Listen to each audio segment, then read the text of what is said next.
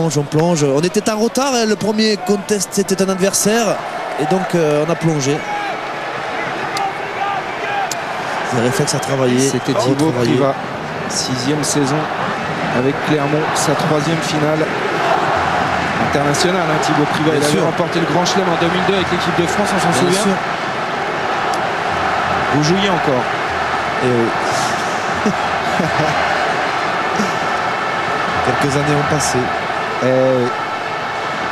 Allez, lancé Marius Tinkou, 25 minutes de jeu dans cette première mi-temps, 10-3 pour Clermont. Vous étiez Benjamin à l'époque. Oh non, j'étais un petit peu plus vieux que ça quand même. J'étais en junior.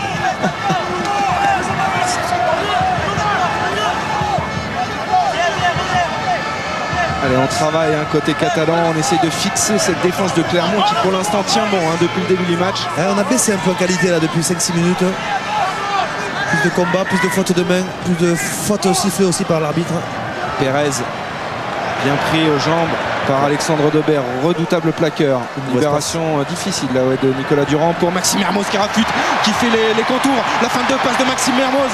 Il n'y avait personne à hauteur, c'est dommage pour les Catalans. Le jeu qui peut se poursuivre néanmoins avec maintenant la charge de Nicolas Mas qui le bus. Dynamique, tonique.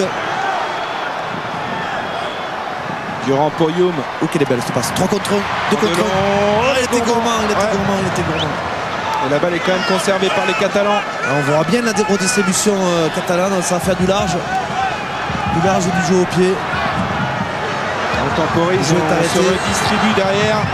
On se replace avec Olibo, on va aller fixer au centre du terrain, prendre le centre du terrain du côté de Perpignan, c'est l'objectif sur cette action. Peut-être pour le drop justement de Gavin Youm dans l'axe, il était en réussite sur sa première tentative cette fois-ci. Ça passe légèrement à il gauche. était plus loin et surtout il était sous la pression de Pierre Mignoni et surtout Gavin Youm n'était pas sécurisé par l'arrière derrière lui. Si Pierre Mignoni arrive à le contrer alors qu'on revoit encore cette action de grande classe de Maxime Mermoz qui a remis son équipe dans l'avancée, cadrage débordement, et bien si Gavin Youm se faisait contrer par Pierre Mignoni, l'équipe de catalane était en grand danger. Je vous entends très mal. Monsieur Matteux qui signale à ses assistants. J'ai l'impression qu'il nous parlait de communication. Non.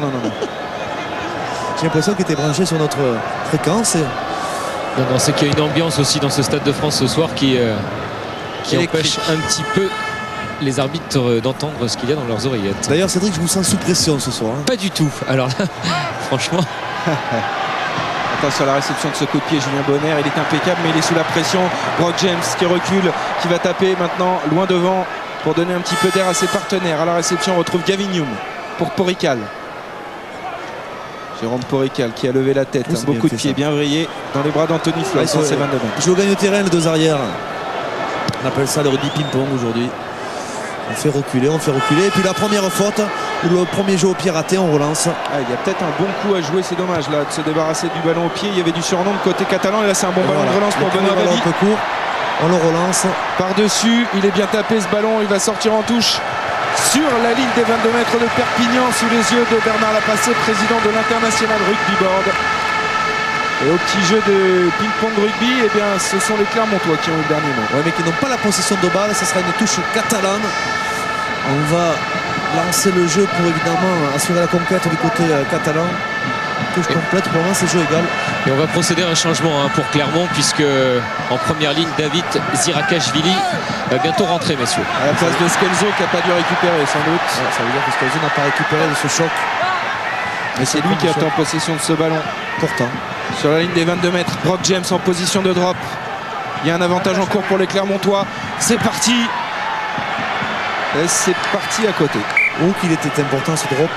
Il aurait fait mal à la tête des Catalans. Et regardez Fabien, il ne comprend pas Brock James parce qu'il était persuadé qu'on reviendrait à la pénalité. Et effectivement, monsieur Matteux avait laissé un avantage.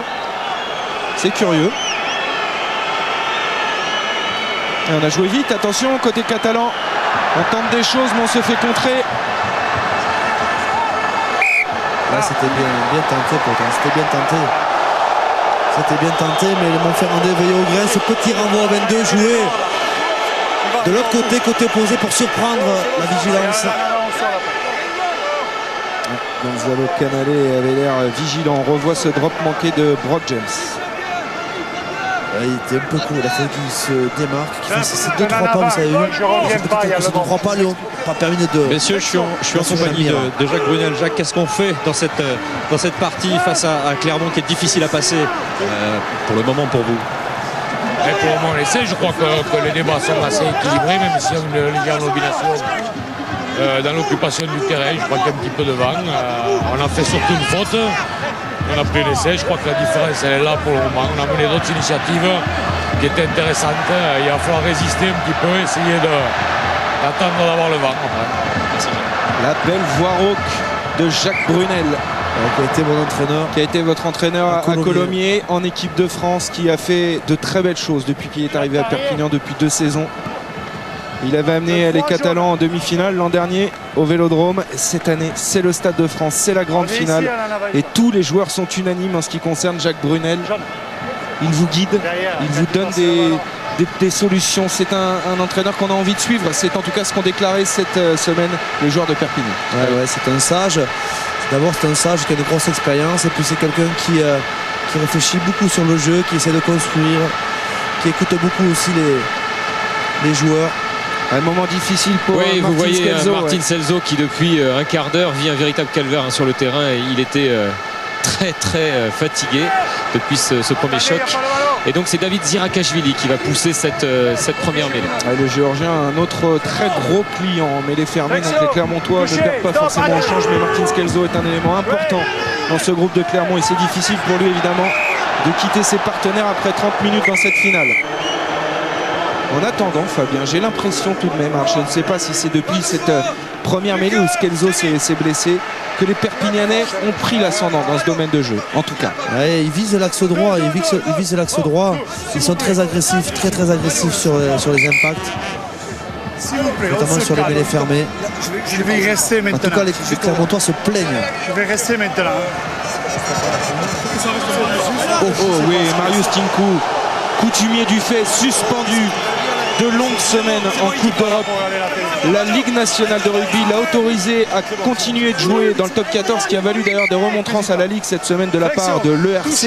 Et Marius Tinku qui récidive, attention à lui dans cette finale. Ouais, Durand qui se fait la malle cette fois-ci, il faut du soutien. Olibo en position de demi-mêlée. Olivier Olibo qui a remporté déjà 2 boucliers de Brennus, c'était avec Biarritz. Oula, la passe un petit peu haute. On appelle ça une Bergamasco dans le jargon maintenant. Bergamasco qui avait été placé en poste de numéro 9 dans le tournoi avec l'Italie. Et Nalaga qui a explosé le ballon là au contact en avant. Il est allé dans la zone dense, là où on appelle ça le trafic. Là où il y avait les avants qui se promenaient, même s'ils ont moins de jambes parce qu'ils sortent des phases de combat, sur 1 ou 2 mètres, ils sont capables de bien défendre. Et Nalaga a pris carrément un mur, vous allez voir, crochet intérieur, et puis là, ça bouge pas. Là, c'est Farid Sid qui le prend. Farid Sid qui. Gros match. Hein. Ah ouais, il s'accroche. Très gros match de Farid Sid. Donc on revoit la tentative de valise de Nicolas Durand qui avait marché sur Brock James. Mais la 3e ligne était vigilante. Et Perminoni aussi. Perminoni qui joue sa 3e finale. 3e finale en 6 saisons à Clermont. Verne Cotter, le sorcier. Et le jeu est arrêté parce qu'on est en train de soigner un joueur de Clermont. Il s'agit de Mario Ledesma, il me semble, pour un léger saignement visiblement. Eh bien, dites-moi, il y a un petit peu de casse du côté de Clermont. Pour l'instant, à Perpignan, ça tient bon. Mais l'introduction, Nicolas Durand, on est dans le camp de Perpignan et cette fois-ci l'ascendant pris par les Clermontois sur cette mêlée. Il est en difficulté, Damien Chouli, pour libérer proprement cette balle. Ça chauffe encore en première ligne. Je vois un joueur de Clermont qui est resté au sol, je crois d'ailleurs que c'est Mario Ledesma une nouvelle fois. Il a brouté le gazon là sur cette histoire. Et là il va y avoir du carton, c'est sûr. Le juge de touche a levé son drapeau. Ouais. Alors on va écouter Fabien.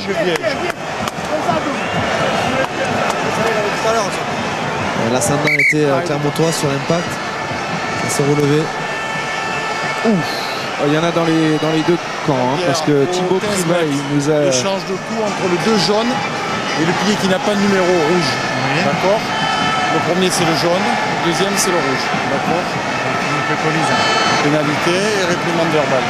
Pénalité contre. Contre le premier, c'est le jaune. D'accord.